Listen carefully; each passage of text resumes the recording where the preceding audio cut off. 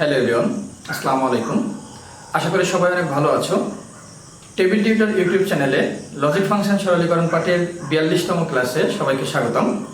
আজকের ক্লাসে আমরা লেকচার পাবলিকেশন বই থেকে দুইটি সরলকে নিয়েছি, যেগুলো আমরা প্রমাণ করে দেখাবো। আসলে এগুলো সরলীকরণ, তবে এখানে বলা হয়েছে যে প্রমাণ করো যে, এবং LHS এবং RHS অর্থাৎ ডান পক্ষ এবং বাম পক্ষ দুইটা পক্ষকে দেওয়া হয়েছে। তো আজকের ক্লাসে আমরা সরলীকরণের প্রমাণের মাধ্যমে দেখব যে কিভাবে ডান পক্ষ এবং বাম পক্ষকে সমান করতে হয়। নতুন যারা আছো তারা অবশ্যই চ্যানেলটাকে সাবস্ক্রাইব করে রাখবে, এবং যারা ধারাবাহিকভাবে ক্লাস দেখছো তারা এখান থেকে ক্লাসটি দেখাটি কন্টিনিউ করো।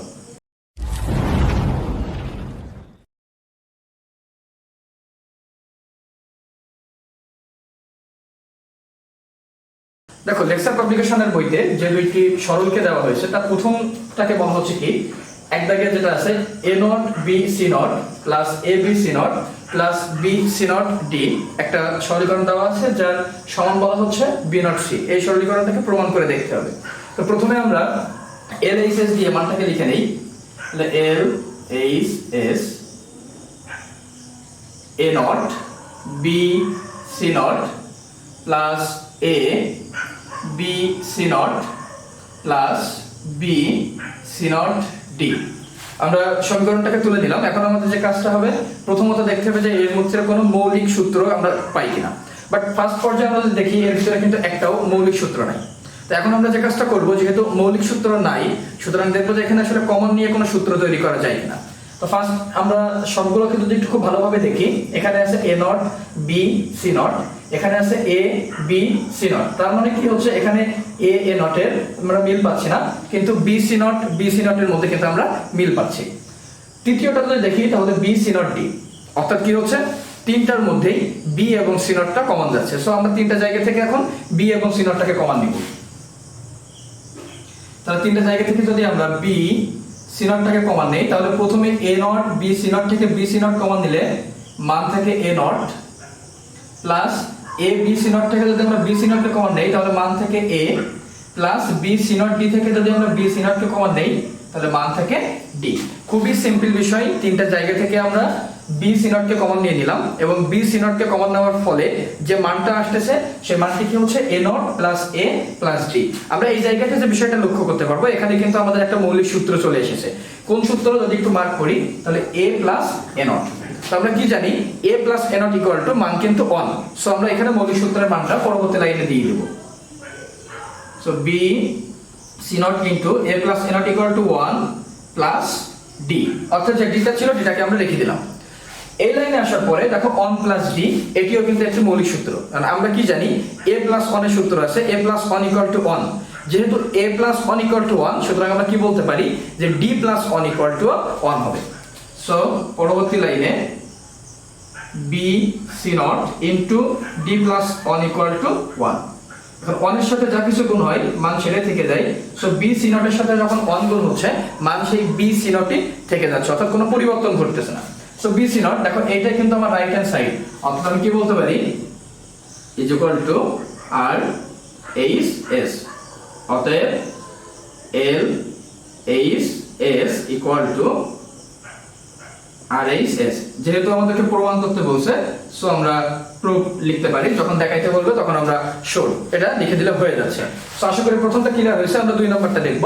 2 নম্বরটাতে কি বলা হচ্ছে, m plus n not into m not plus n, টোটালটার মাথায় নট আছে, এবং ওইটার সময় রাইট হ্যান্ড সাইডে যেটা প্রমাণ করতে বলছে m not n plus m n not. So এই কাজটা যেটা করব, আমরা সেম LHS মানটাকে নিয়ে নেই। LHS মানটা কি আছে, m plus n not into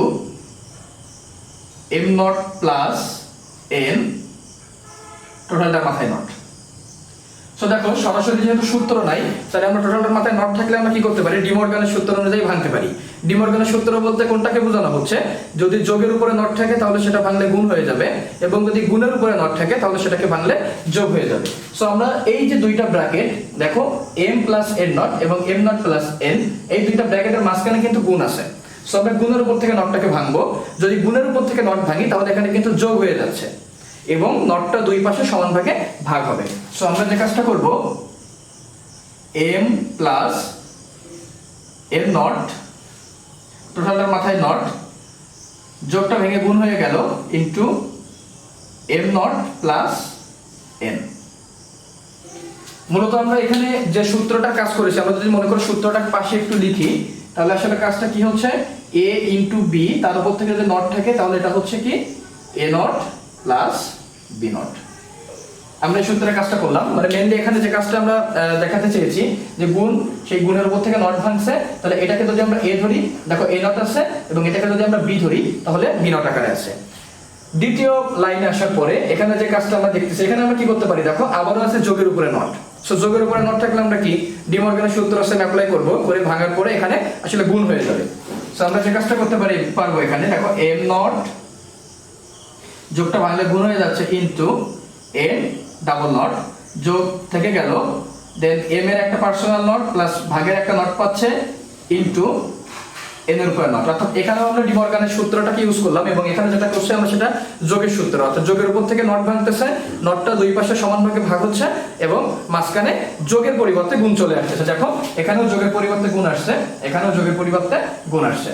so এখানে দুইটা মৌলিক সূত্র পাচ্ছি, একটা হচ্ছে a ডাবল নটের, দেখো n ডাবল নট এবং m double not. So a double not equal to আমরা জানি একটা a থাকে, সেই অনুযায়ী n double not equal to একটা n হবে, আবার m double not equal to একটা m ই হচ্ছে।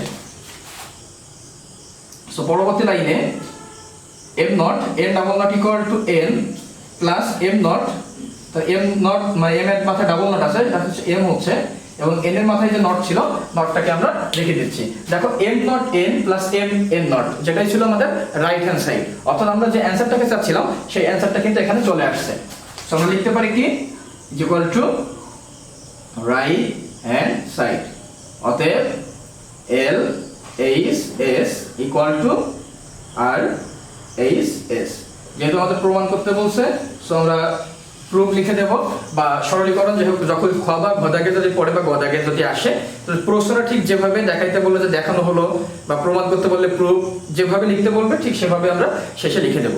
তো আশা করি যে দুইটা সরল ছিল, এই দুইটা সরল তোমরা খুব সহজে বুঝতে পারবে। এটা লেকচার পাবলিকেশনের বইতে আছে, এবং লেকচার পাবলিকেশনের বই আমরা ধারাবাহিকভাবে যে কয়েকটি সরল আগের ক্লাসগুলোর সাথে মিলবে না সেগুলো আমরা সমাধান করার চেষ্টা করব।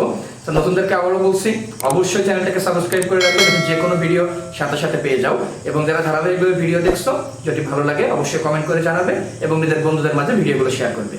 ধন্যবাদ সবাইকে।